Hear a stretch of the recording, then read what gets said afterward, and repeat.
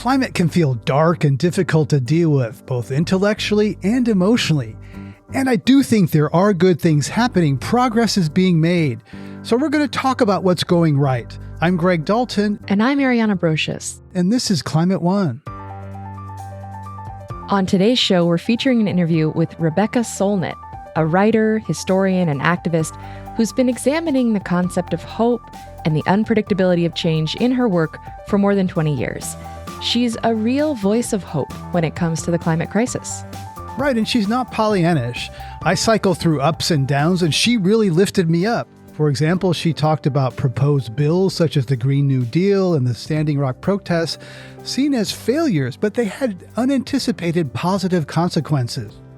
And then there are laws that are enacted that have indirect or knock-on consequences that don't get counted in direct impacts. I'm comforted by her wide-ranging and long-term thinking. I guess you could say, Ariana, I like her math. Yeah, me too. I came away from my conversation with her feeling a bit more upbeat about where we're at in this moment in the climate crisis and what the future holds and how much power we have to change it.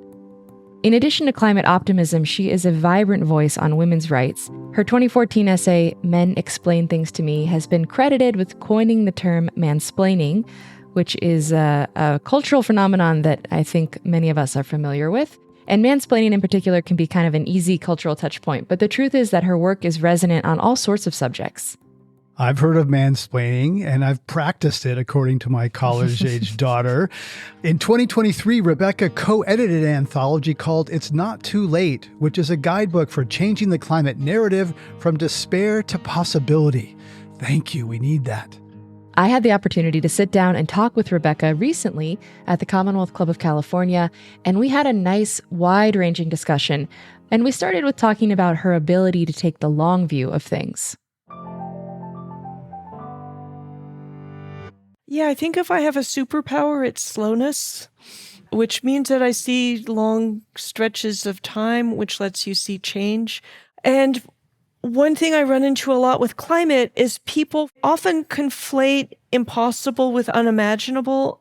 Nobody in 1973 could have imagined 2023, but everything good in 2023 is because somebody in 1973 or some past moment fought for it. And I like 1973 because you can see the most mainstream narrative is that the civil rights movement, which means the Black civil rights movement, was really in decline at that point, arguably. You could debate that. After Alcatraz and the formation of AIM, et cetera, the native rights movements were really surging. The women's movement was surging. Gay rights were really beginning to gather force. A disability rights movement was happening. And the environmental movement, which was something really different than the earlier conservation movement, was also really beginning to do stuff. And even the language for thinking about all these things had to be invented. And I know feminism best in some ways. Words like domestic violence and marital rape weren't concepts or terms people had. So you can see they made mistakes, they stumbled, they didn't quite know what they wanted and what they were doing. But so much good stuff comes of it. So I feel for 2073, it behooves us all to do everything we can towards that better future for human rights, for biodiversity, for 30 by 30 and beyond, and for the climate, knowing that most of us won't, there are probably some young people, maybe. Most of us won't be here in 2073. I don't plan to be, and I think it'd be 112. And, they'll never say never. You can't see the future, but you can learn the shape of change from the past. And to see it also means seeing indirect consequences and other impacts. A lot of despair, et cetera, comes often from people thinking that if we make demands of a government on Tuesday and they don't fall to their knees and say they were wrong and we were right and give us everything we asked for by Thursday, then we failed. And that's just not how change works, although it's how defeat works. Right. I think about so the Green New Deal, this idea that was really popularized and seen as very kind of far out, extreme in some sense, and then became adopted by leading presidential candidates, and kind of like put it part of their platforms. We still don't have the Green New Deal, but that has been kind of modified and come into Build Back Better that Biden was trying to get. And then that also failed. But we got the Inflation Reduction Act. So, we're making progress, right? Yeah. And to assume that if the Green New Deal didn't pass, it failed, which is, again, that kind of short-sightedness that I keep trying to counter, is to fail to see it completely changed the conversation. Part of the genius, even of the name, the Green New Deal, is to say taking care of the natural world is a brilliant jobs program. You can see there are Green New Deals that have been adopted in cities and regions in the United States and elsewhere. And again, even with the IRA, you have to measure the indirect consequences. Like a huge part of Europe and some other countries were like, what, they're going to pump all this money? We need to pump a bunch of money. And so it's having these kind of like knock-on consequences, in the same way that Standing Rock didn't stop a pipeline, but had a number of remarkable other consequences, including inspiring AOC, who was just a bartender and waitress nobody had ever heard of, to run for office. And one of the great upset victories of recent history, defeat the third most powerful man in the Democratic House to become the youngest woman in Congress ever, and do a lot of amazing stuff, and be maybe one of the great voices of our time. Yeah, I think so. So Standing Rock inspired her to do that. Yeah. So a lot has changed since you entered the climate movement or the environmental movement. How do you evaluate the progress that's been made when we look back? And we've talked about some of these, the recent bills, but when you look back on maybe the last 20, 15, or even 5 years, what we've done, and also considering that as there's been progress, there's been continued acceleration of climate impacts. Last year was the hottest. This is the hottest year on record, and that keeps happening. And thank you for asking me a slowness question, long-term change. I think if you told people where we were with renewables and how powerful and engaged the climate movement is, and how much the public is engaged compared to where we were 10 years ago, I don't know how much people would believe it. And I think some of the problems we still have are that a lot of people get this vague understanding and don't get updates. The idea that we don't have the solutions, that nobody cares, that the media is not covering it, are all things that were reasonably true to say 15 or 20 years ago. They're completely inaccurate now. And it's also really interesting because there was this period, I think of it as the Al Gore Inconvenient Truth Compact fluorescent Prius era, when I didn't fully realize myself until I read this wonderful book that's a short history of the human use of coal from the very beginning through the Industrial Revolution to the present. The book came out at the end of the 90s, and it said, burning fossil fuel is bad, but we don't really have an alternative. And I read this about 8 or 10 years ago, and it made me think, oh my God, renewables were not what they are now. We've had an energy revolution, and this energy revolution is too slow for most people to have noticed. Renewables were expensive, they were primitive, they were utterly inadequate to the job, even a little over 10 years ago, let alone at the millennium. So we've had an energy revolution that's incredibly exciting, but only if you can see the arc of change, which is slow and incremental and very wonky.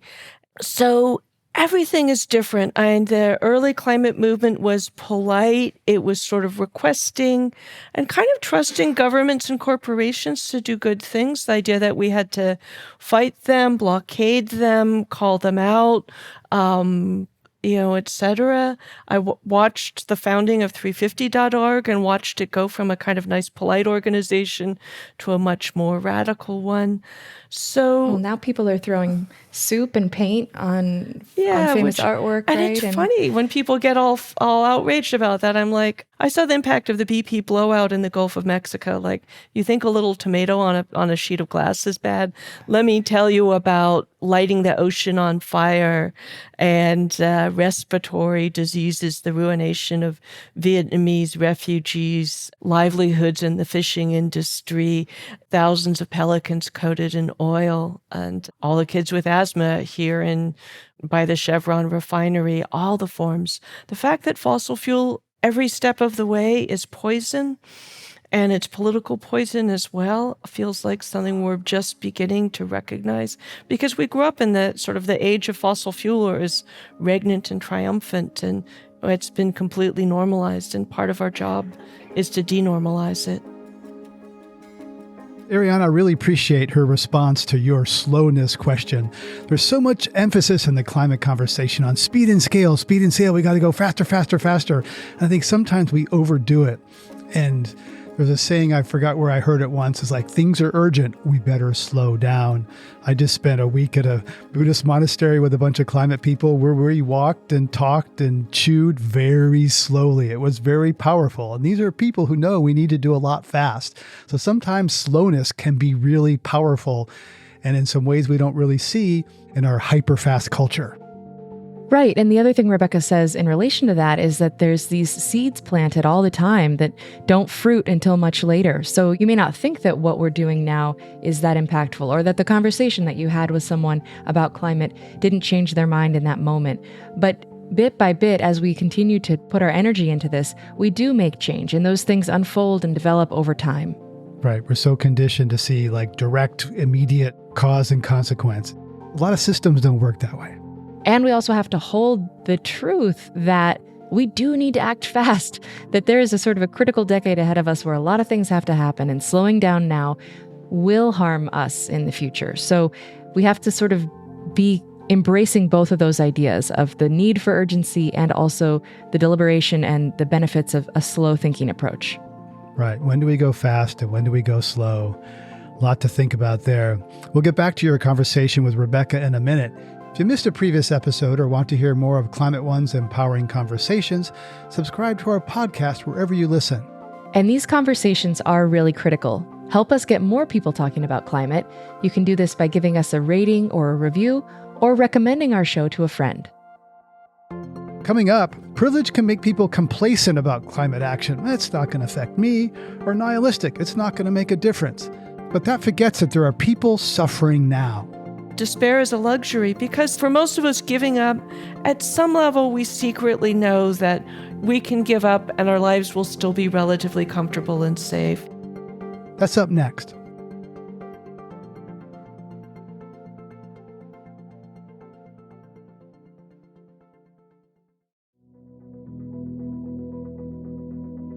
Let's get back to Ariana's conversation with author and activist Rebecca Solnit.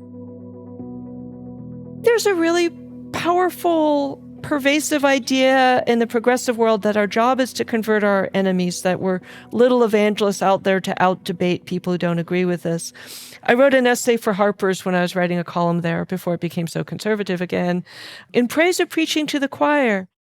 We have enough people who believe that climate change is real and urgent, that if all of them mobilized, if all of them were fully engaged, we could do everything we need to do. We don't need to convert our enemies. We need to mobilize our friends. And, in preaching to the choir is this dismissive phrase I heard all my life. And it's like the choir comes to church to sing, to hear some preaching, to gossip on the church steps or the synagogue or mosque steps or whatever. And, and it's also such a transactional notion of what speech is for. I do run into people, sometimes usually male, who think that words are for either bullying somebody into agreeing with them or doing an information dump. But words are there's words of love, words of joy, words of humor, words of poetry. Language is how we connect, and it's often... What kept me alive as a young woman was really long conversations back in those days of like the phone just rang and you picked it up and it was one of your best friends and then you talked for 2 hours. And we reaffirmed that we had value, that we had rights, that each other's experiences were real, as we're being gaslit, that, sexual harassment didn't happen in the world, sexism didn't exist, and also shut up, and et cetera. So we do a lot with language to reinforce each other, to support each other, to encourage each other. And some of the climate conversation is definitely about info dumping. Some of it will be about debating, but a lot of it will be about encouraging. A word a writer friend of mine reminded me a while back means to instill courage. Good climate news, good environmental news can be slow-moving, can be highly technical. And as a result, it doesn't necessarily get the same play or coverage or even public understanding as something like a hurricane or a wildfire or things that are much more fast, gripping, kind of destructive bad news. So I think it can be easy for people to read the news and think that we're in a pretty dire situation. How do you think about climate defeatists versus climate denialists or deniers?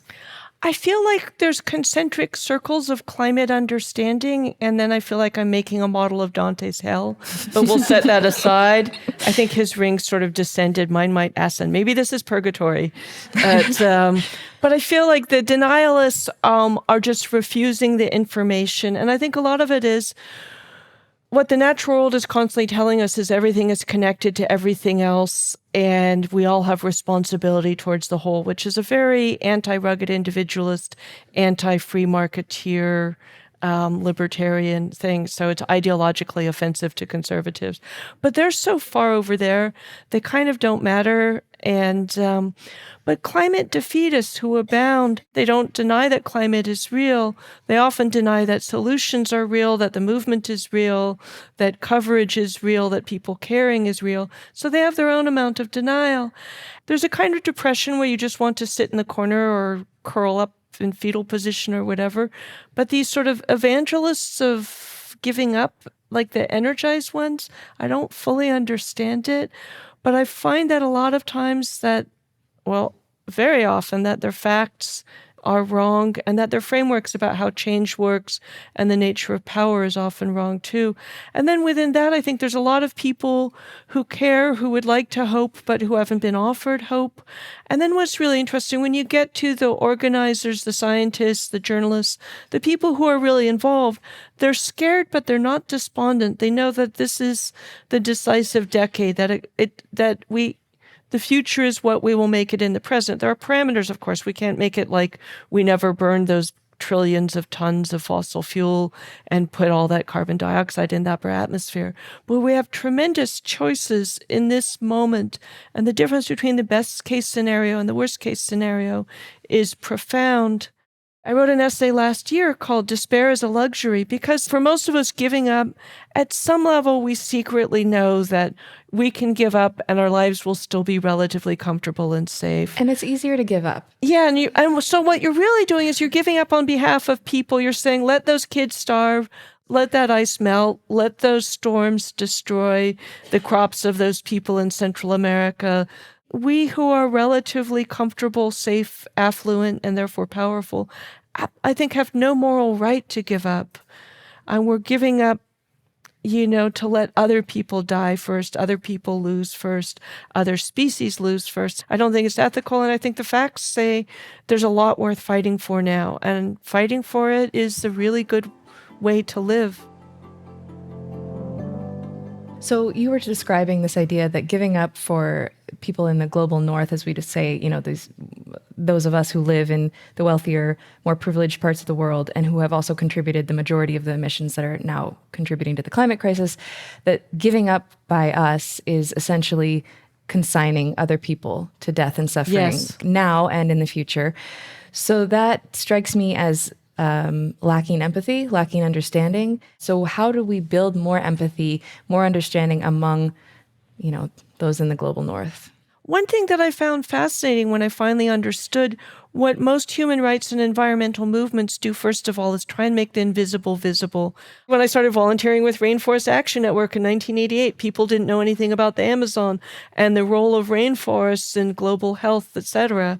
I remember actually standing on a corner very near here as this 20-something-year-old who was very shy and being told by some man that no, the Amazon was not the lungs of the earth, and some guy in a business suit, but mansplaining. Whatever. So yeah, but and so bringing those stories, connecting people, and then also one of the narratives we really need to dismantle, because we have a lot of bad stories about climate too. The fossil fuel industry was very excited about the idea of climate footprints, because if we could all worry about our personal virtue, we wouldn't worry about them. And it is our job to worry about them, fight them, and ultimately dismantle them. It also suggests that everybody is responsible, but the richest 1% of human beings on Earth have twice the impact of the poorest 50% of people on Earth. Peasants in Bangladesh are not really causing a lot of climate warming. People with private jets are. So it's also understanding that, we have varying impacts depending, on personal choices. And that it's not just a personal responsibility thing. I have 100% clean energy at home, which if you're in San Francisco, you can sign up for with Clean Energy SF because somebody else fought to make that an option. I rode my bike today in bike lanes because the San Francisco Bike Coalition fought for bike lanes. Pretty soon, thanks to the movement to stop allowing gas hookups in new construction, you won't have to opt out of having methane pumped into your house. When you phrase it that way, it sounds pretty lurid, doesn't it? That houses will be all electric. And so we make these changes together, and we make people visible, and we make the benefits of what we're doing visible together. And so much climate work is just making visible what's happening with oceans, what's happening with the global south, what's happening with rainforests, what's happening with impacted communities, but also making visible the movement, the solutions, and the victories. And I think the left historically is really bad at celebrating victories, and the climate movement has a lot more we need to do, but we've accomplished a lot. So how do we celebrate victories more? Because I think this comes back to the idea that environmental stories, one editor told me once, they ooze, right? They just kind of like incremental things. They go bad slowly, they get better slowly. There's not as much drama, but there've been a lot of environmental or climate victories that are preventing harm. Yes. Rather than achieving a new solar plant or something. So how do we celebrate those? A lot of victories look like nothing. The forest wasn't cut down. The toxic incinerator wasn't built in the inner city neighborhood, so the kids didn't get asthma. The coal plant, the liquid natural gas export facility wasn't built, etc. So a lot of times, if you're looking for victory, it literally looks like nothing. It's the thing that didn't happen. But a lot has happened and is happening. Bill McKibben pointed out the other day, we're implementing solar energy so fast, it's the equivalent of a large nuclear power plant opening every day. One of the great victories that climate people often hark back to is the Montreal Treaty to stop the ozone depleting gases, which was actually really successful. And then just in the last few years, there was a major milestone in the recovery of the ozone layer because we had this treaty, and treaties sometimes work. A lot of it is on the media, which is part of my job and yours, but all of us are storytellers. One of the things that happens at a lot of climate events is people ask, what can I do? A lot of what you can do is be informed on climate, including the victories and the possibilities, and bring them up in conversation and be equipped to counter defeatism, despair when it's due to bad facts and bad frameworks. Because it's also bad frameworks about how change happens or where power lies, because power also lies in the grassroots. It lies in good ideas. It lies in civil society. It doesn't just lie in elites, which is the story we're often told to make us give up. Ariane, I really appreciate what Rebecca says about defeatism and that it takes a certain amount of privilege to give up, and that people with privilege like you and me have no moral right to give up on the climate challenge. She's really illuminating something that's critical here, which is that it's a privilege to just be able to ignore an issue that doesn't affect you directly because you're not experiencing it on a daily basis. And I think about the Black Lives Matter protests in 2020 and how this really was an example of showcasing that, where if you weren't out in the streets, if you weren't watching the news feeling acutely impacted by what was happening, you could just turn your TV off and sort of give yourself a break, as opposed to people who are experiencing racism and violence and aggression every day in their lives. They cannot just turn it off.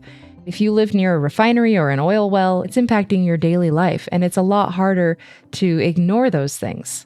Right, and capitalism kind of depends on those sacrifice zones or concentration harms in certain areas while the benefits go to other places.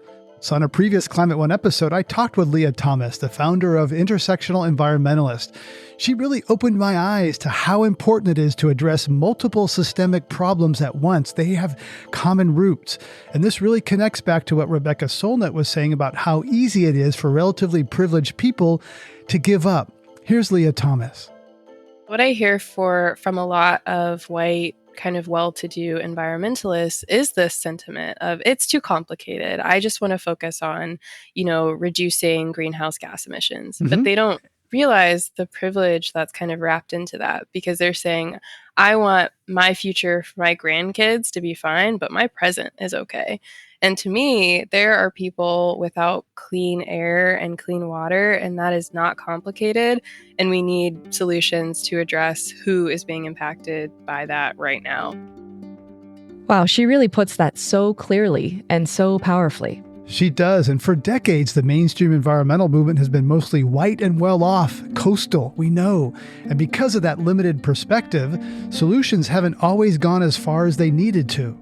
Even though the Environmental Protection Agency was created, Earth Day was created, all of these environmental laws and regulations, to them, they may have thought, hey, things are getting better in the 70s and 80s. However, because the movement wasn't intersectional, didn't really include a lot of low income and people of color, then we just see toxic waste sites getting kind of diverted to these vulnerable communities and staying away from wealthier and white neighborhoods. So the problem didn't disappear, it just disappeared for them. In the same way that race and class play a critical role in climate, so does gender. And because society is unequal in lots of ways, women are more vulnerable to the effects of a heated planet. Indeed, they're the ones often walking distances daily to fetch water, caring for the young and elderly. One UN report says as climate change drives conflict and declining agricultural production around the world, women and girls face increased vulnerabilities to all forms of gender-based violence, including human trafficking and child marriage. That's so heartbreaking. And, gender also impacts how people feel able or not to participate in climate and other social movements. Because if you've been systemically ignored or pushed aside or silenced, whether through workplace culture, harassment, or outright violence, you aren't going to feel safe putting yourself on the line for something. That's a really good point. I'd never thought about that. Well, I think it's true of all of us that it's hard to experience something that isn't our lived reality. But what's really important to remember is that all of these issues are intertwined, and there's no solving the climate crisis without addressing race and class and gender and these other identity issues. Let's get back to my conversation with Rebecca Solnit. The goal really is, and this is a goal of anti-racism, a lot of other human rights struggles, the goal is a democracy of voices. It's not to shut down the voices that have historically been heard, but to make them one of many voices, to let the voices that haven't been heard happen. I worry a little bit because you sometimes get a dismissiveness as though feminism is either has achieved its goals and should shut up and go home. I don't like the idea of generational waves.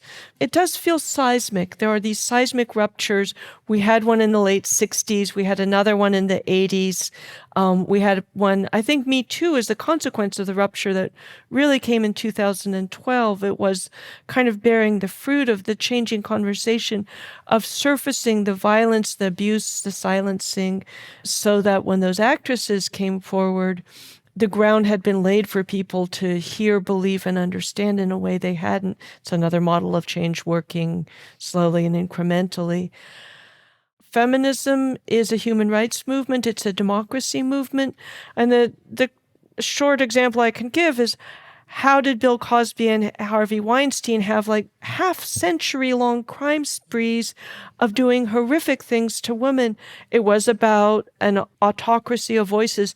They were confident that they had more power, more credibility, more control than their victims. I think rape and sexual assault are both enforcements and enactments of that inequality. I can do anything I want to you. You have no rights and no voice, not even the voice to say no, not the voice to testify afterwards. And they literally got away with it in both cases for half a century. And then we got into an era with more democracy of voices. So you can't disconnect the violence against the physical violence from the social violence, the conceptual violence.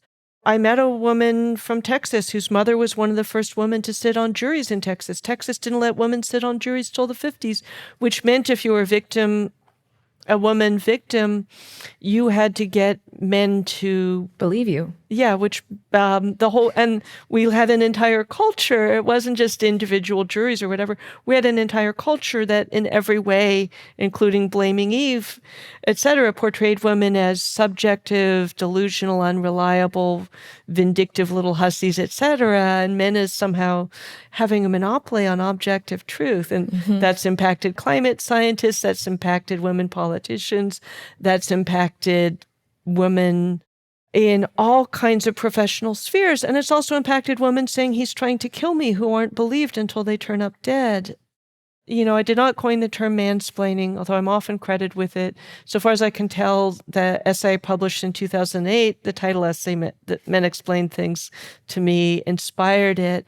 And I have an entire file at home I call the Mansplaining Olympic Tryouts, with more than 100 spectacular examples. And the original essay I wrote is about a nuclear physicist in Livermore telling me, laughing, that one of his neighbors recently ran out of the house naked, screaming her husband was trying to kill her. And I looked at him. I said, how do you know he wasn't trying to kill her? And it was terrifying to realize his beliefs were so fixed. The one thing that couldn't occur to him with a naked woman in the middle of the night saying he's trying to kill me is that he might be trying to kill her. And she might be telling the truth. And yeah. And so the having language, not just in having words, but living in a society that will listen to them, having credibility, consequence, audibility, are survival tools that women didn't have. And, I care about climate. I'm totally committed to it. I've kind of retooled my life for that to be mostly what I do. But I can't not care about feminism, and they're not all that separate. Yeah. And feminism is also like my own life story, including family histories of domestic violence, intense street harassment here in San Francisco. And although harassment doesn't convey the menace and threat and sometimes assault I faced, feminism is my life. Climate is my planet.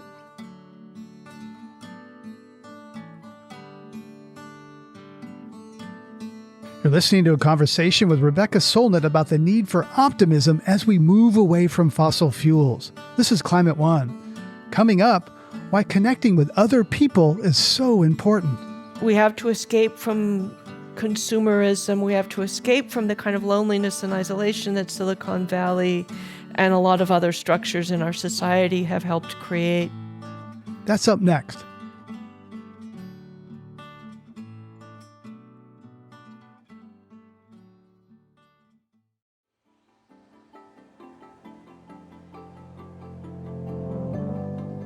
Let's get back to my conversation with activist and author Rebecca Solnit, talking about the connection between the climate crisis and the democracy crisis. The American people are much more progressive than our elected officials and the legislation we get. There's a lot more support for climate action than we're getting from politicians. That's partly about dark money and how expensive it is to run political campaigns and the giant gobs thrown at Clarence Thomas. If we really had a one person, one vote nation, if we had equal access to the ballot, if we didn't have the gerrymandering, the voter suppression, the taking the vote away from people convicted of felonies even after they served their time, in too many states, et cetera. Like I remember there was that election when Jeff Sessions, the Confederate chipmunk, became Trump's attorney general. And then there was a special election and you got like a right-wing child molester versus a really nice, moderate white guy. And it was really exciting that the white guy ran. But were black people fully enfranchised in Alabama, probably Alabama would have been sending really cool Democrats, probably quite possibly black women, to the Senate all along. And then I think we can broaden the concept of democracy to say, how do people in the global north have the right to make decisions that affect people in the global south, the South Pacific, sub-Saharan Africa, and remote places like the circumpolar peoples of the Arctic? How do the rich have the right to impact the poor more? Who will feel the impact more? You could even expand it to a democracy. How do human beings have a right to pursue our goals if they're going to make other life, other species extinct or whole habitats extinct? So I think in a way, just like I said, feminism is a democracy project. I think climate is a democracy project. And then another constituency is the people who were born yesterday, the people who will be born in 50 years, the people who will be born in 500 years. We don't have the right to steal the future, but the we who are stealing the future is mostly the minority who are profiting from the status quo and trying to prevent the climate transition. Because again, true democracy would let that transition roll forward. We're seeing, the overturning of Roe v. Wade. There's been sort of an increase in censorship and silencing of other kinds of subjects that are not allowed to be discussed in schools and taught to children and things like that. So it can feel like we're taking steps backwards. There's also been a real political sort of backlash to the overturning of Roe v. Wade in states that are trying to pass their own protections. So how do you hold that, kind of maybe not despair, but, disappointment with these major steps back, which can feel like steps back, and then also this, what's happened, what's the result has been? The Supreme Court who overturned Roe versus Wade do not represent the people of this country. They were shooed in by minority presidents. 2 out of 3 of Trump's appointments, I think, were corrupt. And the Supreme Court has become a criminal organization, or certainly Clarence Thomas has, and it does not represent what the public wants and believes is right. And we're seeing backlash not only in states trying to pass their own, and essentially killing Roe versus Wade hands it back to the states. Some states are gleefully criminalizing essentially being a pregnant woman in this very Handmaid's Tale 1984 kind of way. A lot of other states are looking at passing reproductive rights protection. But also, I often hear the narrative like, oh, women's rights took a step backward. But I want to enlarge the picture to say that in the last few years, Argentina, Mexico, and Ireland, 3 very Catholic countries, all granted women reproductive rights. And so if you get, the U.S. is not the world. And I tend to think that ideas are the genie that's not going to get back into the bottle. Women in this country had 50 years of reproductive rights. We believe that we are entitled to them. Obviously, there's a right-wing backlash. I think it's a backlash against all the progress that was made. Racial progress, gender progress, progress for queer and trans people, progress for indigenous rights, and progress for environmental protection. You can suppress the will of the people through brute force, and the Republicans are clearly committed to being a minority party. They've given up on actually winning majority rule, which is why they're trying so hard to corrupt elections, suppress votes and voters, particularly Black voters. And it's not a good long-term strategy for them. And I think that and I feel terrible for the women in Texas and other states who are being terrorized, tortured, forced to carry dead babies and fetuses that cannot possibly survive, etc. But I don't think it'll last. Yeah. This is actually a great segue. I'd like to ask you to read something. And this is an excerpt from an essay you wrote following the 2016 presidential election called How to Survive a Disaster. The ideal societies we hear of are mostly far away or long ago, or both, situated in some primordial society before the fall, or a spiritual kingdom in a remote Himalayan fastness. The implication is that we here and now are far from capable of living such ideals. But what if paradise flashed up among us from time to time? At the worst of times, what if we glimpsed it in the jaws of hell?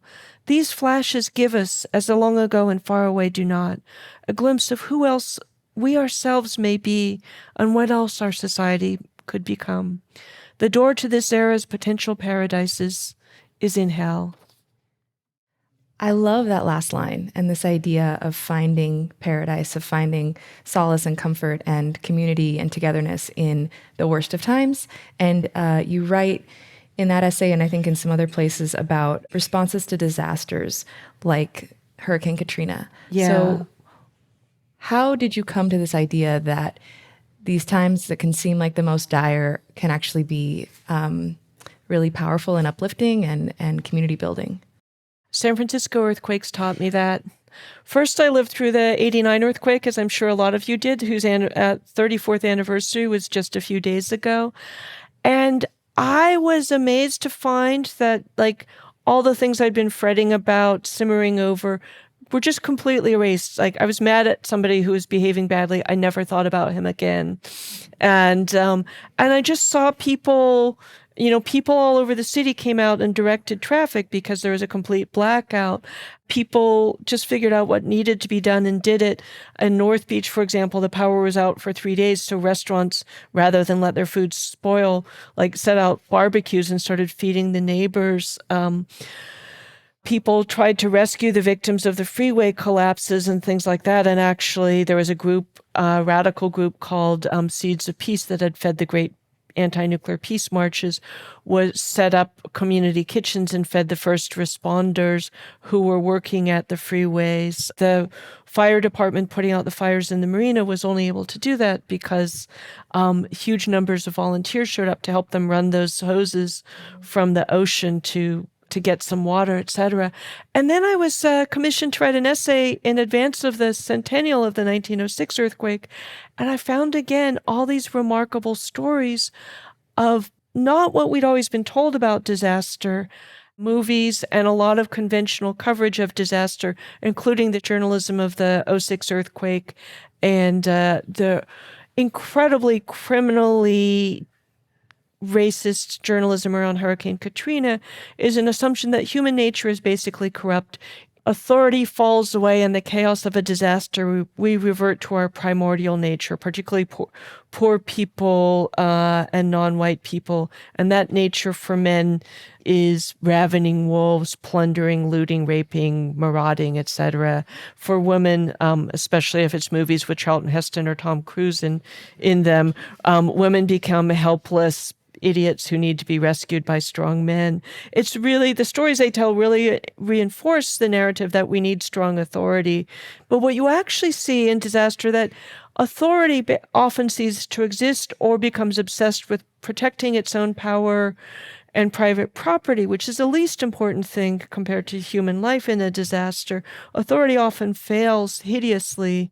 The first responders in any disaster are your neighbors. And what happens is that by the time the news cameras get there, the professionals have often also gotten there. You'll get these exciting search and rescue teams who are wonderful, but if you've been pulled out of the rubble that first day, it's probably the neighbors. And but people are resilient, generous, empathic, creative, courageous. And that's sort of like, rising to the occasion. That's kind of very wholesome.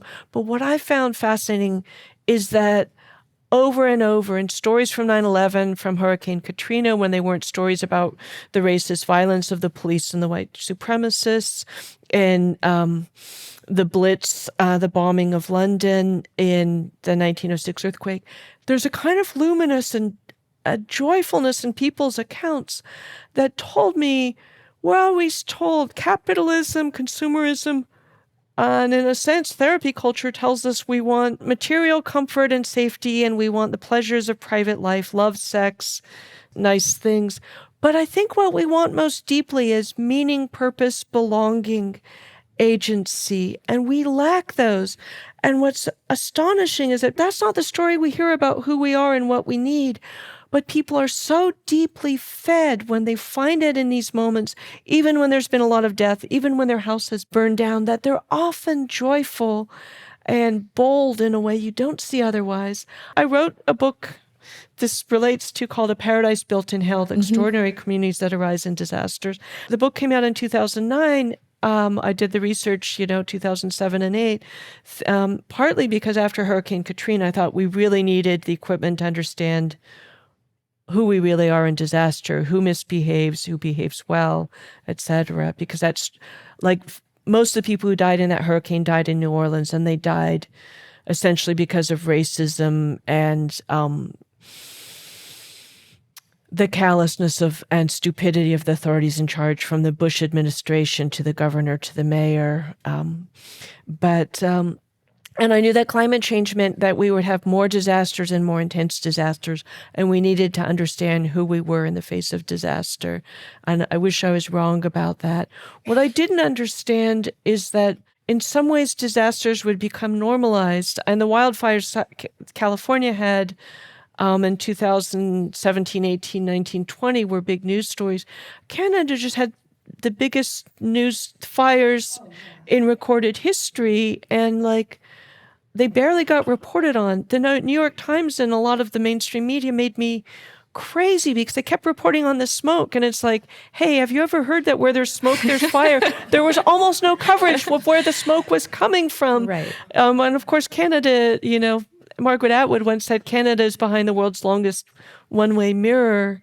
And so what I worry about is that we normalize it, that 1,000 homes burning here, 500 people drowning there, crop destruction, famine here, that there's so much of it will become normalized, which is something I hadn't really anticipated. But this idea that people really come together and find like a truer sense of being in these situations, I think is one that is very hope-filling when you think about what future most likely, even if we do accomplish what we're hoping in terms of keeping climate impacts lesser, we're still going to have them. We're going to continue to have them, and we're going to have to find that resilience. What have you changed your mind about, and why? In order to do what the climate requires of us, there's a lot of very practical, wonky stuff, and very physical stuff. We need to electrify everything. We need to change what the world runs on. But I also think that we need to change our imaginations, our values, our relationships. What's encouraging about how people respond to disaster is you see this deeper sense of who we are and what we really want, who we could be. And I feel like we have to escape from consumerism. We have to escape from the kind of loneliness and isolation that Silicon Valley and a lot of other structures in our society have helped create. We have to feel that we can have an age of abundance, but abundance will be in confidence in the future and the society we live in, confidence in our institutions and each other, a sense of belonging, a quality of life that will lie in our relationships to other human beings, other species, the natural world. And so I feel like that what disaster shows is that this is who we can be. It kind of shows a way forward, but we need to change the stories we tell about what a good life, a good society, well-being look like as well. It happens all the time. I've changed my mind a lot because I've learned a lot of things. I was not that hopeful in the 90s, and a lot of things, that resurgence of indigenous voice, agency, visibility, etc., changed my thinking. Really seeing it starting in 92, seeing the collapse of the Berlin Wall and the fall of the Soviet bloc states. A number of other things made me believe that culture can change politics. Politics shapes the physical, and administrative world we live in, that culture matters in a way I wasn't sure it did, even though I'd committed myself to it as a writer. And a lot of it is just learning. And writing recollections of my non-existence, I finally understood everything I'd written about feminism wasn't about violence, but it was also about voice. So a lot of it is just understanding better. And one of the joys of being a writer that I always hope is shared by the reader is understanding something better, seeing something more deeply, finding out something. In my book, Orwell's Roses, I found out nobody who wrote about Orwell was very interested in the fact that he was an absolute passionate gardener who took deep joy in the natural world. And maybe it didn't matter to people writing those books in the 70s, 80s, 90s, but I think for our time it matters. And so my mind changes all the time, and I think we just call it learning and hopefully having a little bit of flexibility. I've learned so much. I heard W. Kamau Bell say that he would have talked about race differently had he known then, 10 years ago, what he knows now. I think we've all had an incredible crash course in thinking about race, thinking about trans identities, about gender, and getting past the binary. We've all learned a lot about climate. So if we're learning, we're changing, and we're changing our minds. Thank you so much for joining us here on Climate One. Thank you so much.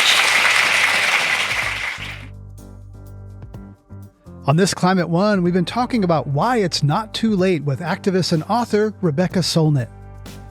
Climate One's empowering conversations connect all aspects of the climate emergency. To hear more, subscribe wherever you listen.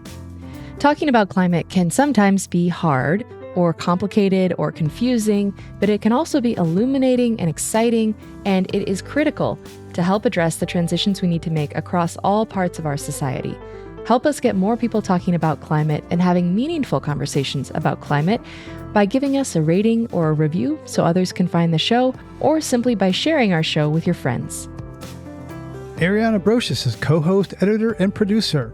Brad Marshland is our senior producer. Our managing director is Jenny Park. Austin Colon is producer and editor. Our production manager is Megan Basilia. Our development manager is Wency Shada. Ben Testani is our communications manager. Our theme music was composed by George Young. Gloria Duffy is CEO of the Commonwealth Club of California, the nonprofit and nonpartisan forum where our program originates. I'm Greg Dalton.